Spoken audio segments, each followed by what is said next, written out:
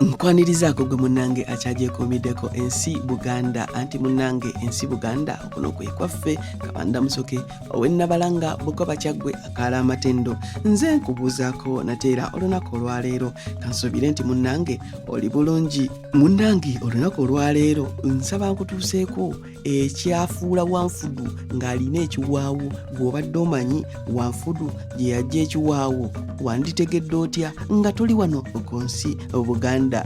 Atuula butuuzi nabyo mbikotoseeko. Munnange olwatuuka nga Wanfudu bamukwatira mu lusuku nga bba amatooke, abasajja badduka ne bagamba mukama waabwe nti Wanfudu wuli ali eri abba amatooke go, Wanfudu ali eri abba emmere yo. Yagamba bugambi nti mumukwate mumuleete tumulye. Ne badduka ne bamuleeta. Bwe baamutuusa baamugamba nti kati gwe nno munnange ogenda kutukolera ekyeggulo. Mukama waabwe yabagamba bonna bagende banoonye ebirungo bye banaliisa Wanfudu.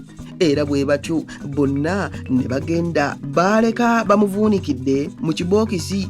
Awaka ne wasigalawo abaana nga bazannya. Wanfudu yagamba abaana bamute azannye nabo balabe bw'atambula obulungi. Munnange abaana tebaakola bubi, ne bamuta ne bazannya naye. Wanfudu yabuuza abaana obanga baali tebalina byakuzannyisa. Abaana bajjayo ekibakuli nga mulimu obusonko obutono. Baatandika okubumuteeka ku mugongo, ku mutwe wonna ne bamubunya obusonko. Munnange Wanfudu ne babumuteeka ne ku magulu, wamma yenna najjula. Bwe bwaggwamu ne bakwata ekibakuli ne bakivuunika ku mugongo gwa Wanfudu. Abaana ne basanyuka ne baseka. Baba munnange bakyaseka bali ne badda.